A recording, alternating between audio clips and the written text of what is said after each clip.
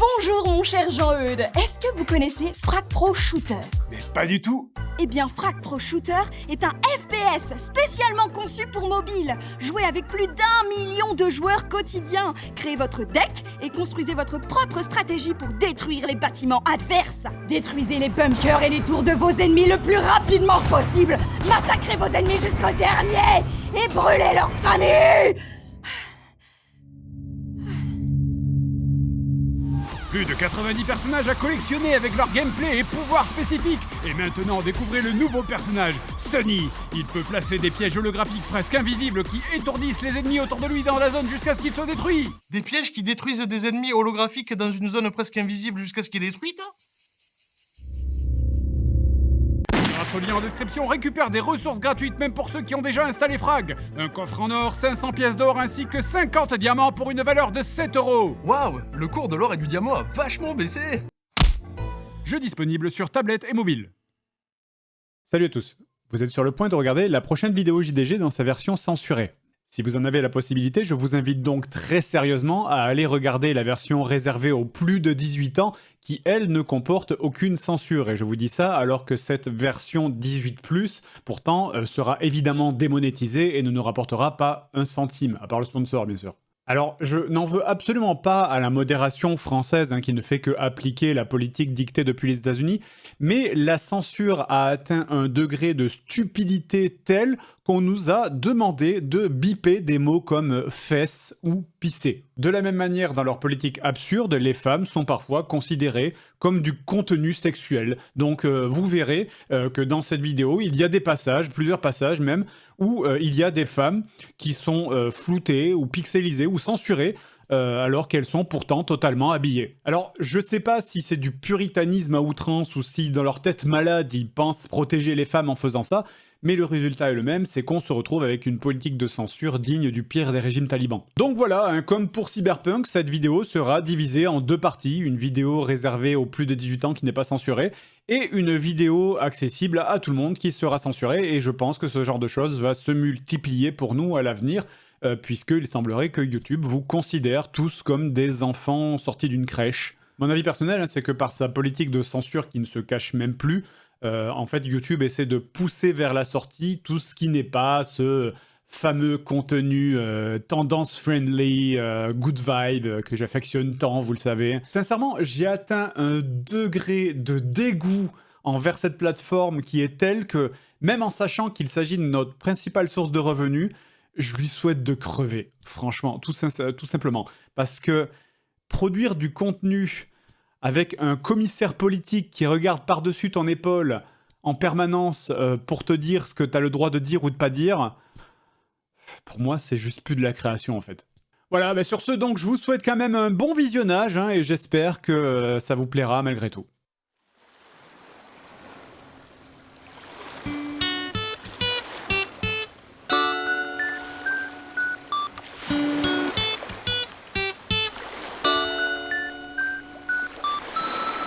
Un, 2, 3, 4.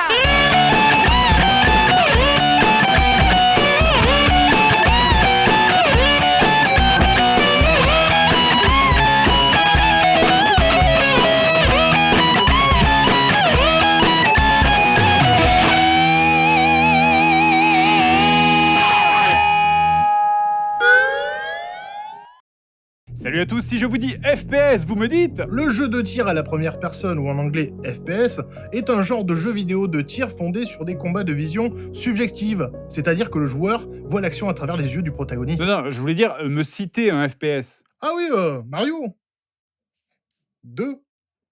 Non, bien sûr, vous allez me citer Doom. Tout le monde connaît un jeu de tir à la première personne où on dézingue des monstres par centaines, c'est gore, violent, il y a du sang, il y a des boyaux. D'ailleurs, pendant longtemps, les FPS ne s'appelaient pas des FPS justement, mais des Doom-like. Doom, c'est un peu le père de tous les FPS. C'est pas Wolfenstein?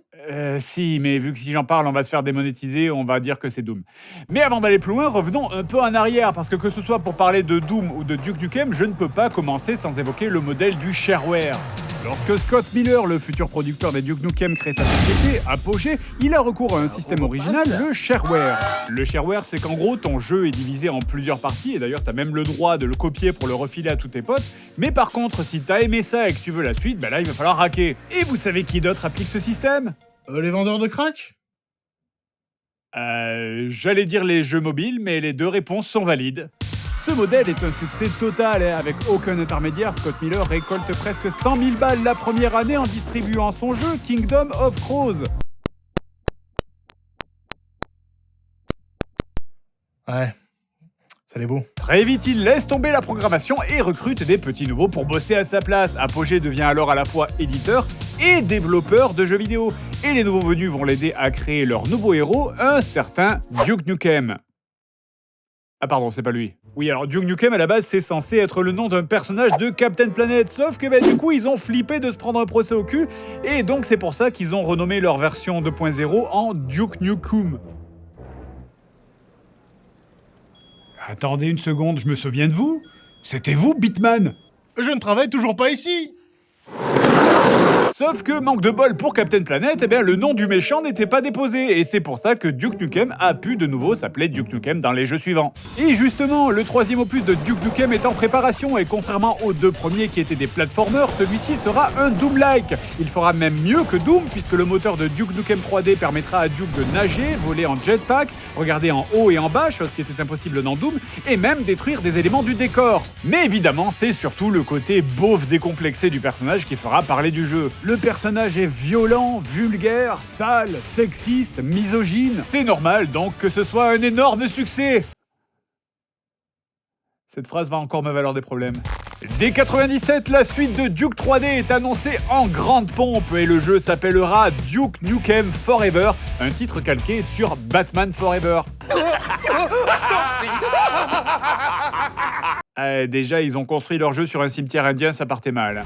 Et Duke Nukem Forever, vous avez forcément entendu ce nom au moins une fois. C'est une célébrité du jeu vidéo, un des plus grands échecs. Les galères commencent lorsque George Broussard, vice-président d'Apogee, se retrouve seul à la tête du navire suite à la démission de son collègue Todd Replogle. Il opte tout d'abord pour le moteur de Quake 1 avant de changer en cours de route pour celui de Quake 2 pour la jolie somme d'un demi-million de dollars. Et il déclare, screenshot à l'appui, que Duke Nukem Forever sera le plus beau jeu de 1998. Et en quelle année il est sorti le jeu? En 2011. À l'E3 98, un trailer provoque l'hystérie des fans. La sortie du jeu est imminente. Sauf que la fin des années 90, c'est aussi une période où la technologie évolue très vite dans le jeu vidéo. Et comme Broussard a promis le meilleur jeu du monde, il demande constamment à ses équipes d'ajouter de nouvelles features. Et comme tout ça prend du temps, le jeu prend du retard et le moteur 3D devient obsolète. C'est marrant, ça me rappelle Star City. Oui, Seb, à quoi ça te fait penser ? Et c'est la raison de l'échec de ce jeu. Ce cycle va se répéter pendant des années. Unreal sort, Broussard est époustouflé, du coup Duke Nukem Forever va passer à l'Unreal Engine. Vous vous souvenez du demi-million de dollars de Quake 2 ? Poubelle ! Puis après c'est Half-Life qui sort, et là Broussard veut la même intro pour son jeu. Puis après c'est The Thing qui se passe dans la neige, et là du coup Broussard veut un niveau dans la neige. Ok les gars, ce coup-ci c'est bon, j'ai réglé le problème, il nous ennuiera plus. Allô les gars, je suis dans un coffre. On m'a enlevé. Ça serait super un manque dans le jeu, le héros se fasse enlever. À l'E3 2001, parmi le milliard d'annonces complètement folles de cette année, nouveau trailer pour Duke Nukem Forever.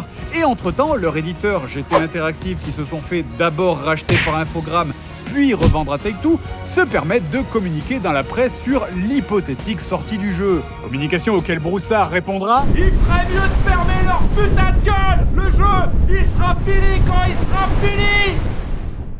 Qu'est-ce que tu fais ? Oh pardon, je nettoie la souffleuse. Pendant ce temps-là, côté développement, Broussard vient de décider de changer de moteur physique pour concurrencer celui d'Half-Life 2. 5 ans de développement et on repart à zéro. À partir de 2005, plus de trailers, plus de screenshots, la communication du jeu se transforme en un silence gênant, et de toute façon, les gens sont passés à autre chose. Plus personne n'attend Duke Nukem quand en face, tu as Battlefield ou Call of Duty. En 2006, le développement du jeu est rebooté pour la 6e fois. Ce coup-ci, c'en est trop, le tiers de l'équipe démissionne, et 3D Realms ferme ses portes en mai 2009. Duke Nukem Forever rentre alors dans l'histoire comme la légende du Vaporware. Ou en français, un fumiciel.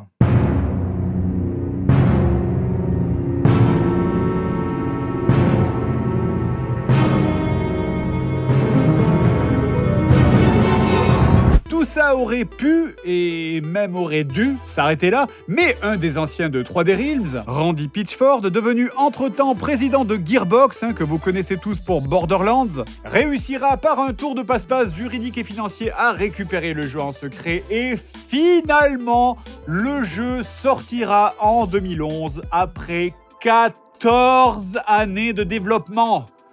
Et c'est vraiment pas bien. Non.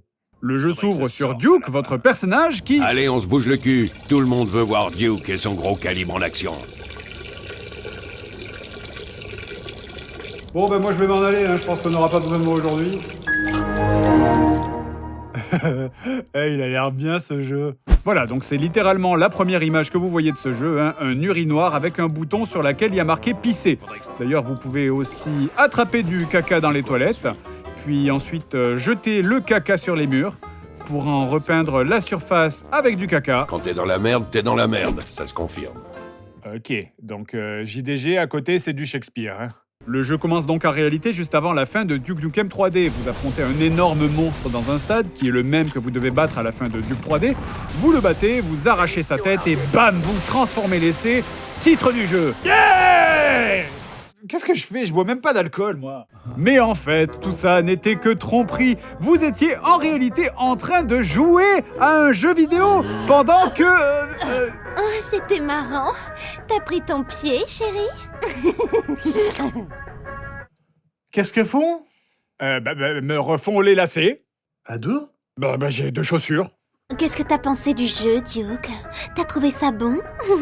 Ouais, encore heureux, putain, après 12 ans. 14. Ouais, même la blague, elle est en retard de 2 ans. En tout cas, si tu veux en jouer, c'est où tu veux, quand tu veux. Ok, donc vous l'aurez compris, dans ce jeu, nous avons assez peu de chances de trouver des femmes diplômées en astrophysique.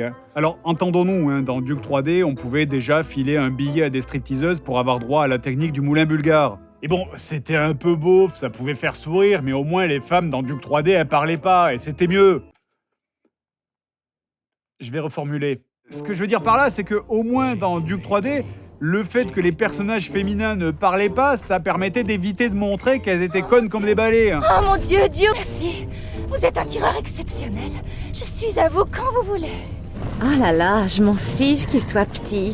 Moi, je sais où je me le mettrais. Je suis célibataire. Donc alors, les 2 filles que vous voyez là sont les jumelles Olsen, qui sont évidemment une parodie des jumelles Olsen. Ce qui est un peu bizarre, puisque en 2011, quand le jeu est sorti, cela faisait déjà bien longtemps qu'elles avaient arrêté leur carrière télévisuelle. Ce qui veut dire qu'il s'agit d'une parodie d'elles à la fin des années 90, au moment où elles étaient âgées de... Bref, souvenez-vous que je vous avais parlé du fait que Broussard voulait une intro à la Half-Life, comme quand Gordon Freeman visite le centre de Black Mesa. Eh bien, le début du jeu, c'est exactement ça. On se balade dans son immeuble en touchant un petit peu à tout, on regarde les œuvres d'art, on écoute les dialogues des PNJ... Après l'émission, vous pourrez signer ma... Enfin, vous voyez quoi. Mais quoi? J'ai besoin de savoir! On signe des autographes à ces jeunes fans passionnés. Oh, c'est dégueulasse! Je crois que j'ai déjà fait ça, en vrai. Ou encore, on achète des clopes dans le distributeur. Oh! Ça va pas ou quoi? Ne dis jamais ça à voix haute sur YouTube. On a même droit à des private jokes, comme cette scène qui est une parodie de Christian Bale qui s'énerve sur le tournage de Terminator Renaissance. Bref, les développeurs se sont fait plaisir sur cette partie et c'est un peu rigolo, notamment grâce à la qualité de l'écriture.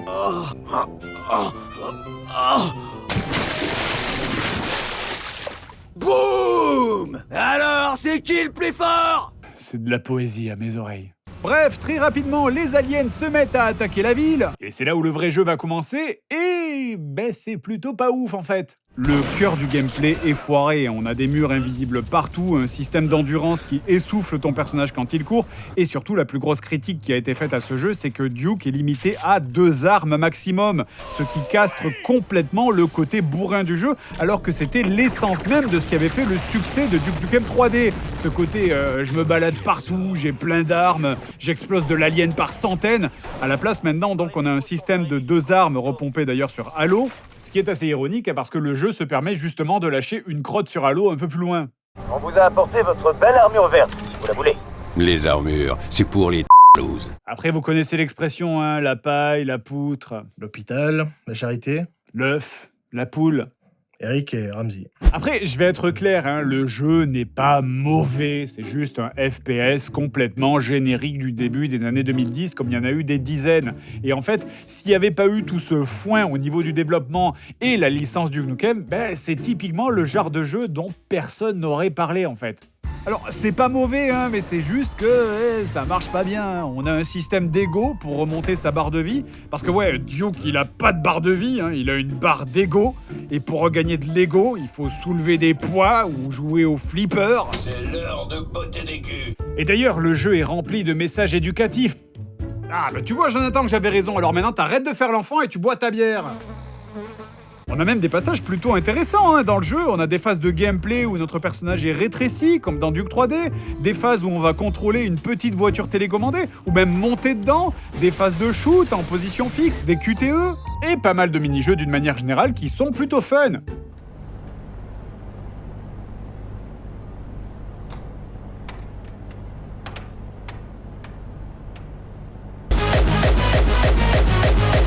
Bon, après, on a tous une notion différente de ce qui est fun. Hein. Par exemple, Sébastien. Moi, je fais des petites chaises en bouchon de champagne.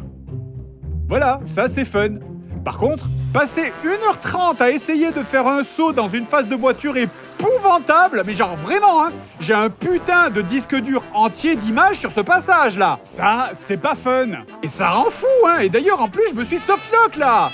Putain, mais quel enfer, je te jure. Là, je suis bloqué. Voilà, c'est cuit, là. Ma voiture, elle s'est retournée, voilà. Je suis comme une tortue sur le dos, bah c'est mort. Allez, plus qu'à recharger la sauvegarde. Vive le gaming. Bon alors après, je vais pas vous montrer chaque niveau du jeu, parce qu'encore une fois, ça n'aurait aucun intérêt. La plupart des niveaux sont, comme j'ai dit, une espèce de FPS générique sans âme que t'as l'impression d'avoir déjà vu 1000 fois. Et finalement, en fait, les seuls niveaux qu'on va retenir, c'est ceux qui sont... différents. Alors, ce niveau s'appelle La Ruche. Je ne peux pas vraiment vous le montrer sans faire fermer cette chaîne, mais je peux vous le décrire. Alors ça c'est maman, ça c'est les extraterrestres, et... Oh non! Mais sérieusement, mais qu'est-ce qui se passe ici? On dirait que je viens de trouver la collection de hentai personnel du mec qui a fait le design de Alien. Et oui, je sais que le scénar dans Duke Nukem, ça a toujours été ça, les extraterrestres qui viennent pour enlever les femmes. Sauf que dans les années 90, les graphismes étaient tellement primaires que c'était difficile de prendre ça au sérieux. Mais là, avec les graphismes de 2011, la frontière entre la blague et le fétiche bizarre devient un peu floue. Tenez, donc par exemple, hein, genre pour avancer dans ce niveau de La Ruche, il faut les portes qui sont en forme de plus. Quel trou du...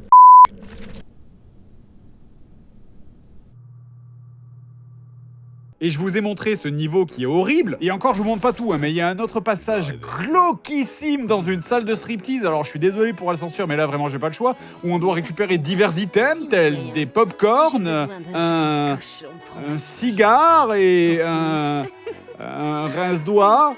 Vous notez que je fais vraiment des efforts, là. On aura droit aussi à divers passages avec des actions contextuelles qui permettront d'augmenter sa barre d'ego. Il y avait qui de l'autre côté? Oups. Et après une série de niveaux tous plus ennuyeux les uns que les autres, hein, le jeu se termine par un boss fight où après l'avoir vaincu, vous lui dans la bouche. Des questions.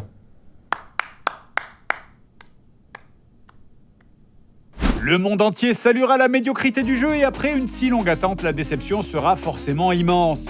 L'édition collector nommée Balls of Steel, enfin je veux dire c'est dégueulasse. Et le marketing incroyablement beauf, hein, comme avec ce mini-jeu flash intitulé Duke Nukem qui servait d'outil promotionnel. Anybody mind if I take off my pants? Auront quand même réussi l'exploit de rembourser les années de développement chez Gearbox. Le jeu est donc rentable. Et putain, c'est pas rien, hein, parce que la vache, il partait de loin. Hein. Mais Duke Nukem Forever restera surtout dans l'histoire pour son développement chaotique, ce qui est aussi finalement la raison pour laquelle j'ai passé plus de temps à vous parler de la création du jeu que du jeu en lui-même. On peut blâmer Broussard d'avoir gâché le projet, hein, trop coûteux, trop ambitieux, mais en même temps, tout ce qu'il voulait, c'était juste faire le meilleur jeu du monde, alors est-ce qu'on peut vraiment lui en vouloir pour ça? Duke, qu'est-ce qui nous arrive? Eh ben, vous êtes... niqué. Oui,